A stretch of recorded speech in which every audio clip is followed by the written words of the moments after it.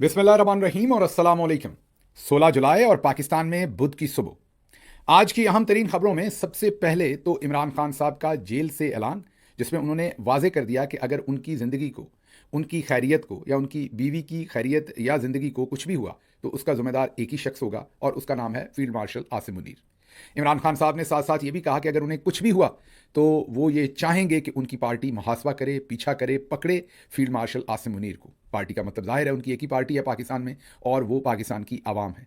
ये बहुत ही सीधा, स्ट्रेट फॉरवर्ड और एक सख्त तरीन मैसेज है जो इमरान खान साहब ने कल अपनी बहनों की मार्फत बाहर भेजा और वो उनके ट्विटर अकाउंट से ट्वीट हुआ। इसके अलावा भी बहुत कुछ हुआ है। कल इमरान खान साहब ने सबको हैरान कर दिया जब सेनेट के जो मामलात हैं उसके ऊपर भी उन्होंने वाज़ेह पोजीशन ली है। फिर सलमान अकरम राजा साहब खासे गुस्से में थे और आलिया हमजा साहबा को थोड़ा सा उन्होंने सरजनिश की है। वो सारा मामला क्या है उसकी तरफ भी आते हैं, लेकिन पहले इमरान खान साहब का जो पैगाम है जेल से, वो बहुत ही मानी खेज पैगाम है, क्योंकि आपने अब से चंद दिन पहले, 3-4 दिन पहले ड्रॉप साइट की स्टोरी सुनी थी। उस स्टोरी के अंदर ड्रॉप साइट ये क्लेम कर रहा था कि जब फील्ड मार्शल आसिम मुनीर साहब की मुलाकात हुई सदर ट्रंप के साथ, तो उसमें सदर ट्रंप ने कहा कि मैं चाहता हूं कि आप इमरान खान के मसले को हल करें। आपको याद होगा हमने भी रिपोर्ट किया था, सभी ने आपके सामने रिपोर्ट किया था कि ड्रॉप साइट की ये स्टोरी है। जब ये स्टोरी दी गई तो उसमें ड्रॉप साइट के जो जर्नलिस्ट हैं वो ये क्लेम कर रहे थे, बल्कि उन्होंने एक कोट पब्लिश किया था कि हूबहू वही अल्फाज जो सदर ट्रंप ने कहे। उन्होंने कहा कि सदर ट्रंप ने आसिम मुनीर साहब को फील्ड मार्शल कहा और कहा कि फील्ड मार्शल, मैं चाहता हूं कि इमरान खान के मसले को ख़त्म किया जाए। अमेरिका के अंदर जो पाकिस्तानी डायस्पोरा है उनमें से बहुत सारे लोगों ने मेरे साथ इलेक्शन में वादा लिया है, मैंने उनसे वोट लिया, उन्होंने मुझसे वादा लिया कि मैं इलेक्शन जीतकर इमरान खान के मामले को हल करवाऊंगा। तो ये ड्रॉप साइट की स्टोरी थी। इस स्टोरी के फ़ौरन बाद जाहिर है बहुत सारे लोगों ने इस पर डिफरेंट किस्म के तज्जिए किए। मैंने, अगर आपको याद होगा, तो आपके सामने ये तज्जिया उस वक्त रखा था कि मेरे ख्याल में ये दुरुस्त नहीं है। मैंने आपको वाज़ेह तौर पर बताया था कि मेरे पास कोई खबर नहीं है। साथ ये भी बताया था कि मैं ड्रॉप साइट को बहुत मुतबर एक जरीदा, एक अखबार समझता हूँ। उसके जर्नलिस्टों का मैं बहुत एहतराम करता हूँ। मैं समझता हूँ कि वो बहुत ही उम्दा जर्नलिज्म करते हैं। हैविंग सेड दैट, इसके बावजूद मैंने अपना एनालिसिस दिया था कि इस खबर पर जो उन्होंने कहा कि सदर ट्रंप ने आसिम मुनीर साहब को कहा कि इस मसले को हल करें, मैंने कहा था कि मेरी खबर नहीं है, मेरा तज्जिया है कि ऐसा नहीं हुआ। और वजह भी मैंने आपको बताई थी। याद कीजिए, मैंने एक नाम इस्तेमाल किया था कि माछीवाल के बिशारत मुसल्ली के साथ मुलाकात नहीं हुई थी आसिम मुनीर साहब की, ये सदर ट्रंप के साथ मुलाकात हुई थी। अगर सदर ट्रंप ने ज़रा सा कोई इशारा भी दिया होता तो पाकिस्तान के अंदर चले हालात बेहतर ना होते तो बुरे ना होते। जिस दिन से आसिम मुनीर साहब की सदर ट्रंप के साथ मुलाकात हुई है उसके बाद से अगर मैं पाकिस्तान के मौरूजी हालात को देखूं, पाकिस्तान तहरीक इंसाफ से रिलेटेड, खुसूसन इमरान खान साहब से रिलेटेड, तो वो बद से बदतरीन होते जा रहे हैं। इसलिए मुझे ये, मेरे तज्जिए में कम अज़ कम, या मेरा जो एनालिसिस था उसमें मुझे ये वाज़ेह तौर पर मालूम था कि ये बात नहीं। 2-3 दिन पहले डैलस टेक्सास के अंदर मेरी रायन ग्रेम साहब के साथ मुलाकात हुई। उस मुलाकात में भी मैंने उनसे बातचीत की इसी चीज़ के बारे में और उनसे पूछा उनकी स्टोरी के बारे में। ज़ाहिर है वो तो कॉन्फिडेंट थे, लेकिन मैंने उनके साथ भी अपना एनालिसिस जो था वो शेयर किया था। कल रात का जो व्लॉग है वो हमने आपके लिए रेगुलर व्लॉग इशू नहीं किया, बल्कि उसकी जगह पर जो डैलस टेक्सास में मैंने डॉक्टर्स के कन्वेंशन में एक खिताब किया था वो व्लॉग की जगह पर जारी किया। इससे पिछला व्लॉग जो है वो मेरी तकरीर है असल में। तो अगर आपको मौका मिले तो उस तकरीर को ज़रूर सुनिएगा, क्योंकि उसमें बहुत ही इंटरेस्टिंग कुछ चीज़ें जो है वो हमने डिस्कस की हैं। अगर अभी तक आपने उस तकरीर को पूरा नहीं सुना तो ज़रूर पूरा सुनिएगा। बहरहाल वापस आते हैं, तो ये जो ड्रॉप साइट ने स्टोरी की थी, मैंने तो उसी दिन आपको बता दिया था कि इसमें कोई हकीकत नहीं है, क्योंकि पाकिस्तान के अंदर हालात, जैसे मैंने पहले कहा, बद से बदतरीन होते हुए मैंने देखे। अब आज का ये जो इमरान खान साहब का ट्वीट है, इसने किसी चीज़ के ऊपर पर्दा नहीं रहने दिया और हमारा जो तज्जिया था वो बिल्कुल दुरुस्त निकला कि ऐसी कोई बात नहीं हो रही। हमारे तज्जिया जो था कि पाकिस्तान के अंदर इमरान खान साहब के ऊपर, उनकी जेल, उनकी पार्टी, तमाम चीज़ों के ऊपर सख्तियां मजीद कर दी गई हैं, जिसका मतलब ये है, मैंने उसी दिन आपको कहा था कि इसका मतलब है कि सदर ट्रंप से ऐसी कोई बात नहीं हुई। अगर हुई होती तो कभी भी, किसी सूरत भी फील्ड मार्शल आसिम मुनीर जो है वो इमरान खान के लिए मजीद सख्तियों का सदेबाब वहाँ ना करते, बल्कि वहाँ पर सख्तियाँ कम होती। सख्तियाँ ज़्यादा होने का मतलब ये है कि उनको लगा यही है कि उन्हें हर तरफ से ग्रीन सिग्नल है। तो अब इमरान खान साहब का जो लेटेस्ट ट्वीट है वो वाज़ेह तौर पर यह बता रहा है कि मामलात कहाँ खड़े हैं। इमरान खान साहब ने खुलकर ये इजहार कर दिया है कि उन्होंने बल्कि नाम लिया है जो सुप्रिटेंडेंट हैं जेल के, रावलपिंडी के, गालिबन को अंजम साहब हैं,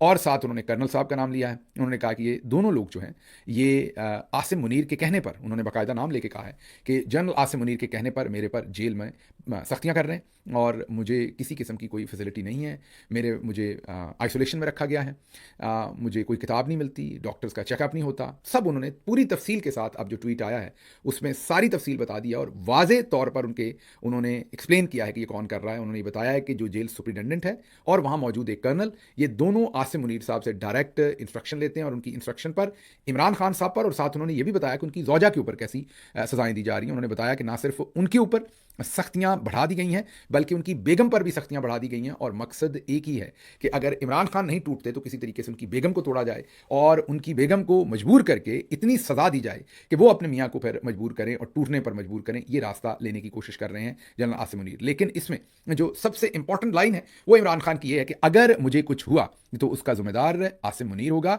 और अगला जुमला उनका ये है कि मैं चाहूंगा कि मेरी पार्टी, जो कि उनकी पार्टी जाहिर है अवाम है, वो मुहासबा करे, वो इस चीज़ का बदला ले, या वो आसिम मुनीर का इस सारी चीज़ के ऊपर मुहासबा किया जाए।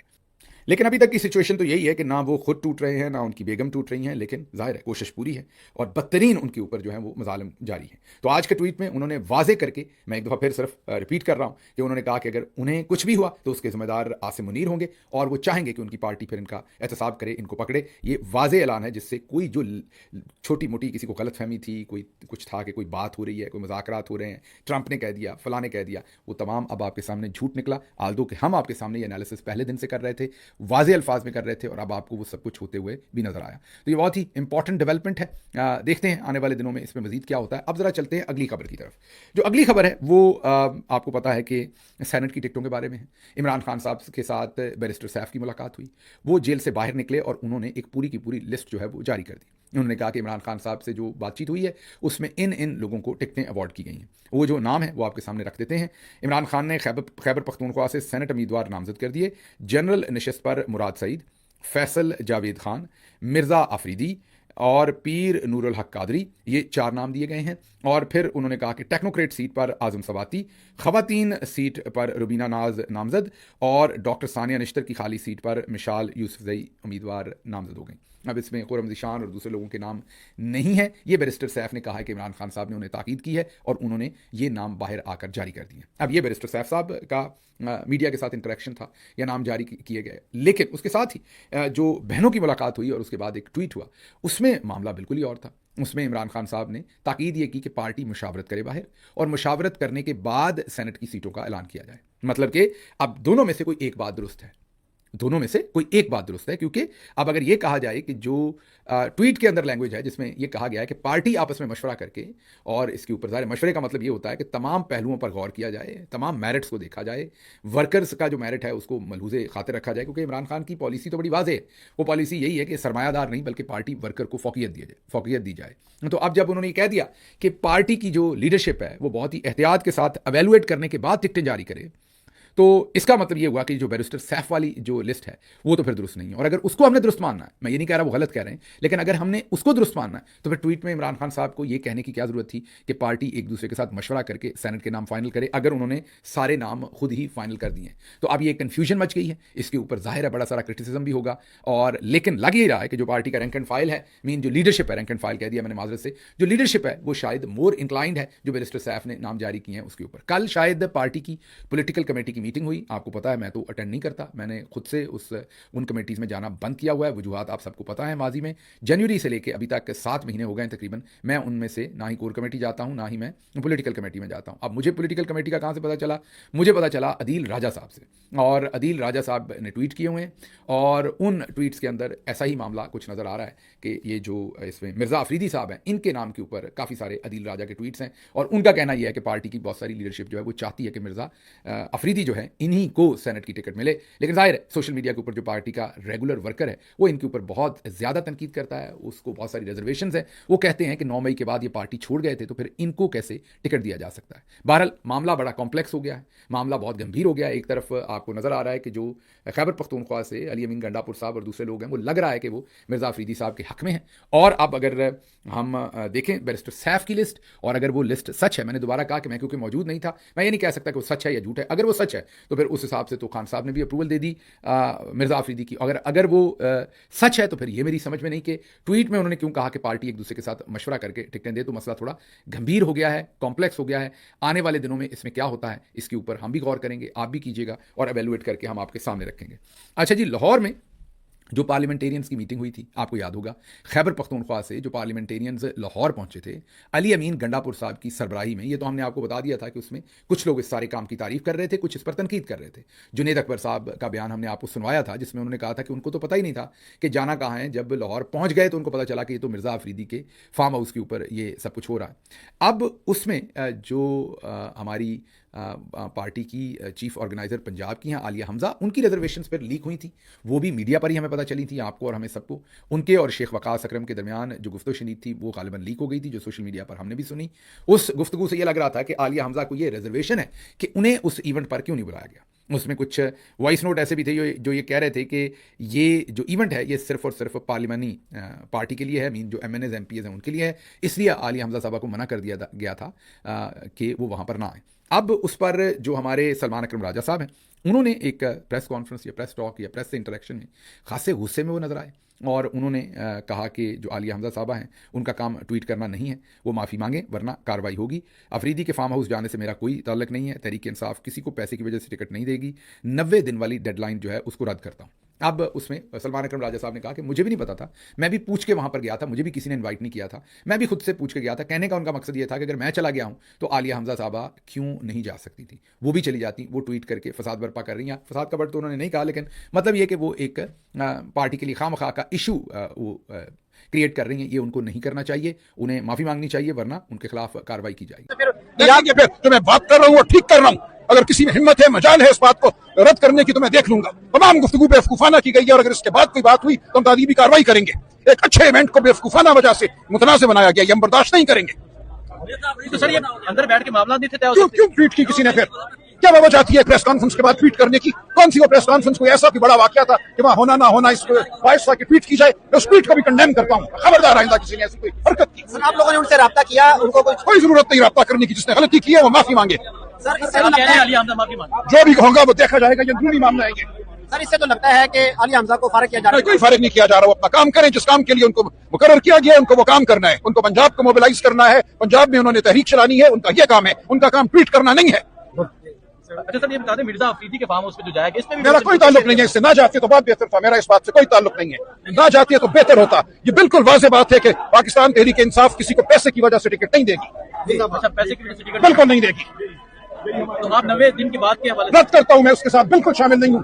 हम तहरीक चलाएंगे, खान साहब के अहकामात के तहत तहरीक चलाएंगे। थैंक यू मुश्किल जी। मैं यहाँ पर यही मशवरा दूंगा कि ये तमाम चीज़ें अगर पार्टी के अंदर ही हल हो जाए तो बहुत बेहतर है। मीडिया में आती हैं तो हमें भी रिपोर्ट करना पड़ता है। दूसरा, राजा साहब से मेरी गुजारिश होगी कि वो भी ज़रा तहम्मुल का, जहाँ पर हम आलिया हमजा साहब को कहेंगे कि अंदर ही मामला डिस्कस हो जाए, वहाँ राजा साहब को भी कहेंगे कि वो भी तहम्मुल और बर्दाश्त का मुजाहरा करें। सेक्रेटरी जनरल हैं, अगर इतनी सख्ती प्रेस कॉन्फ्रेंस में करेंगे तो वो भी मेरे ख्याल में तो उनके अपने शान मुनासिब नहीं है और उनको भी थोड़ा सा दरगुजर और बातचीत के साथ मामले को हल करना चाहिए। कल थोड़े ज़्यादा गुस्से में नजर आए, जाहिर है आजकल माहौल ही ऐसा है, मौसम ही ऐसा है कि उसमें गुस्सा भी आता है और मामला जो हैं वो खराबी की तरफ चले जाते हैं।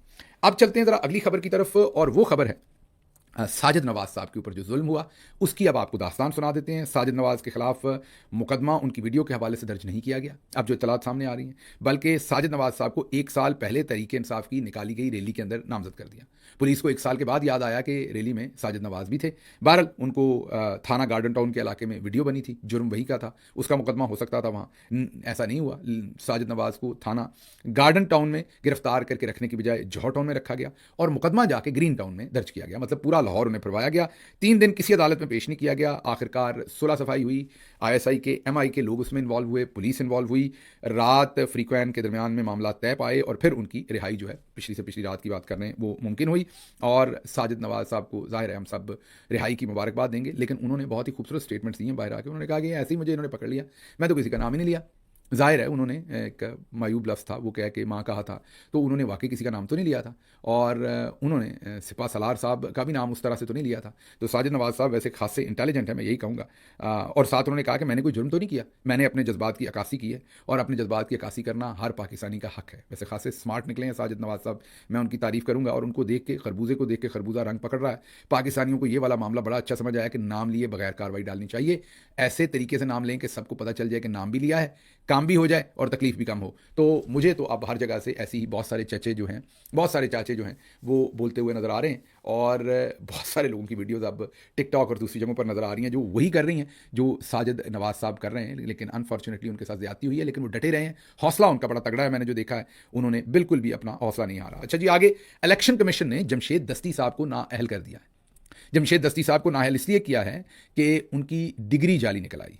याद कीजिए एक जज साहब जो थे इस्लामाबाद हाई कोर्ट के, उनकी भी डिग्री थोड़ी देर पहले ऐसे ही कहा था कि जाली निकल आई, जस्टिस जहांगीरी उनका नाम है, और कराची यूनिवर्सिटी की उनकी पता नहीं 2 दहाइयों 3 दहाइयों के बाद उनकी लॉ की डिग्री को जाली करार दिया गया था। वहाँ से इंक्वायरी करवा के, सिर्फ इसलिए कि वो चौधरी निज़ामुद्दीन के सामने झुक नहीं रहे थे, जनरल्स के सामने झुक नहीं रहे थे, उनकी मर्जी के फैसले नहीं कर रहे थे, इसलिए उनकी डिग्री जाली करके उनको घुटने टेकने पर मजबूर किया गया था। अब यही काम जो जमशेद दस्ती हैं उनके साथ किया गया है। मकसद एक ही है, जमशेद दस्ती को भले ये काम करवाना हो या किसी और से, मकसद एक ही है कि इनको मजबूर करके या इतना मजबूर करके इनसे ये काम करवाया जाए कि ये नून लीग में शामिल हो जाएं या तहरीक इंसाफ से अपने आप को डिस्टेंस कर लें। ये ऑब्जेक्टिव है, ये पर्पज़ है, लेकिन मेरा नहीं ख्याल ये कामयाब होगा, क्योंकि कोई भी सियासी आदमी इस वक्त इमरान खान साहब को छोड़कर पीछे होने में किसी सूरत भी इंटरेस्टेड नहीं होंगे, क्योंकि सब लोगों को पता है कि अगर इस वक्त ज़रा से भी पीछे हुए तो अवाम जो है वो बहुत ही सख्त एहतसाब करेगी। तो मुझे नज़र नहीं आ रहा कि इस वक्त कोई भी शख्स जो है वो इमरान खान साहब को छोड़ के पीछे हो, भले ये उसकी डिग्री को कुछ करें या जेल में दें, लेकिन बहरहाल कोशिश की जा रही है। आप देख लें साजिद नवाज साहब को ही देख लें, आपने उन्हें पकड़ा, ना पकड़ते तो शायद आपकी बचत हो जाती। जी हाँ, ना पकड़ते तो शायद आपकी बचत हो जाती। अब पकड़ा है तो जिसको नहीं पता उसको भी पता चला है, और लोग भी वही जुबान इस्तेमाल कर रहे हैं जो साजिद नवाज साहब कर रहे हैं। आखिर आपको 100 जूते और 100 प्याज खा के अकल आई है। साजिद नवाज साहब से तो गालियां खा ली, अब 100 और लोगों से भी आप खा रहे हैं। अगर सिर्फ साजिद नवाज साहब से खा लेते और उनको ना उठाते तो शायद मामला वहीं रुक जाता, लेकिन उनको उठाने की वजह से आपने सारे मामले को इतना बढ़ोतरी दे दी कि अब हर दूसरा शख्स जो है वो आपको गालियां भी दे रहा है और सुना भी रहा है। बहरहाल मुझे यहां से इजाजत दीजिए। अल्लाह आपका हामी और नासिर हो। पाकिस्तान जिंदाबाद।